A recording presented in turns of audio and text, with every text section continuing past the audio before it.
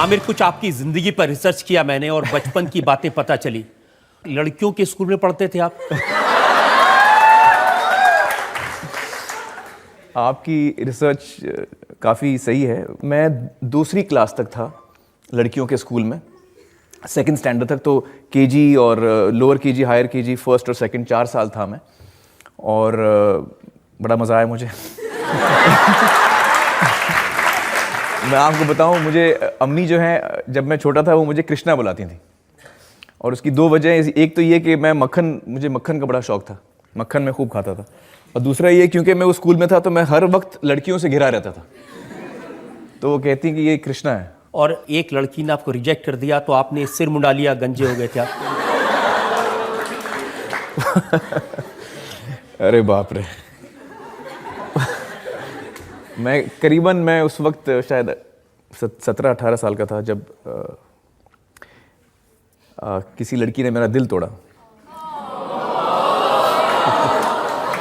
और उस वक्त मैं इतना अपसेट हुआ कि मुझे समझ में नहीं आ रहा था कि मैं क्या करूं।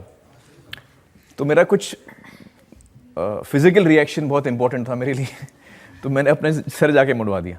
और बल्कि होली में, अगर आपने फिल्म देखी है होली, उसमें मेरा सर मुंडा हुआ है, ऑलमोस्ट, बहुत छोटे छोटे बाल हैं।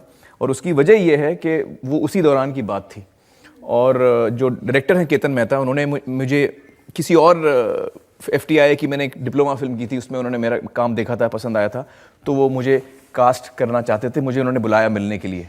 तो जैसे ही मैं दाखिल हुआ तो उन्होंने कहा, अरे तुम्हारे बाल कहाँ गए? क्योंकि उन्होंने तो मेरा चेहरा बाल के साथ देखा था। But suddenly he saw that I have shaved my head.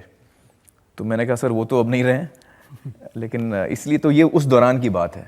लेकिन आपकी रिसर्च सही है, आपने ये सच पता नहीं कहाँ से ढूंढ निकाला आपने ये। एक और सच मुझे पता चला कि एक मोहब्बत में आप इतने जुनूनी हो गए थे, इतने इमोशनल हो गए थे कि आपने खून से खत लिखा था। अरे बाप रे।